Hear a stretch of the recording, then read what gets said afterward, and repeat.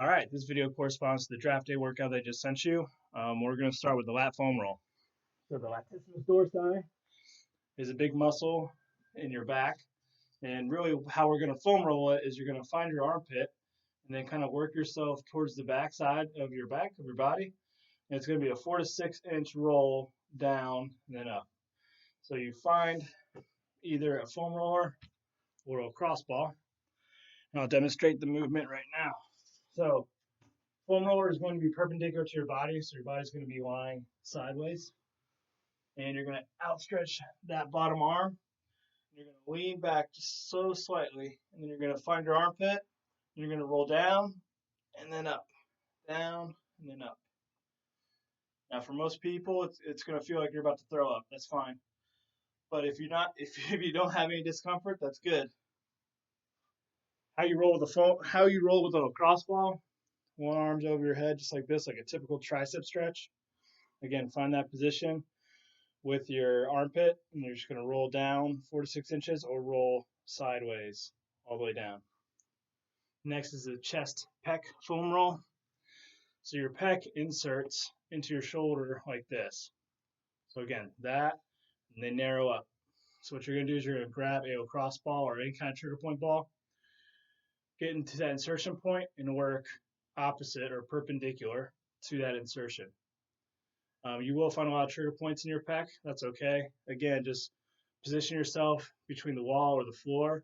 If you find a trigger point, just keep it there, relax, and try to do simple movements. You can do simple overarm extensions or overhead extensions, or you can go out. Any kind of thing that's going to move that arm and that pec. Next is going to be door frame hangs. With the door frame hang, you're going to position yourself in the door frame. Positioning yourself into a door frame, your hands are going to be a little bit below your shoulders, and then your feet can be staggered stance like this or together. You're just going to let that door frame pull your arms behind you. You're just going to stretch.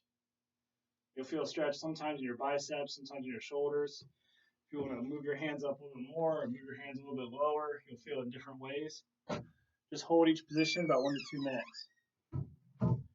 After that, we're going to go to the PVC or stick or band dislocate. I'm going to demonstrate with the band because that's what I got right now. So the idea behind this,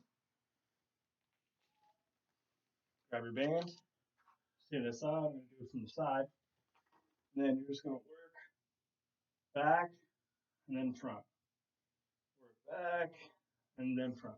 That's the dislocate part. The dislocate part is when you're moving back and forth. If you bring your hands in closer, you get to a sticking point, just hold that sticking point for 2 to 3 seconds and then come back.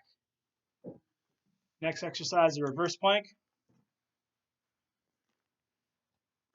So the reverse plank, you want your hands to be positioned like this in this position. So my hands are facing forward towards my feet. And you're only going to go up as high as you can so you can squeeze your glutes. Only go up as high as you can so you can squeeze your glutes and come back down. Squeeze your glutes, come back down. Ideally, you should have a straight line from your shoulders to your ankles, just like in a typical plank. But if you do lack mobility in your shoulders or your hips, you're going to see that dysfunction right away. Last exercise I went over a little bit ago, but it's going to be the Deadbugs.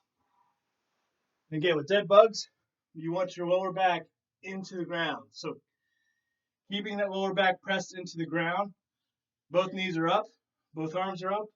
You're going to move the opposite leg and the opposite arm at the same time, then switch.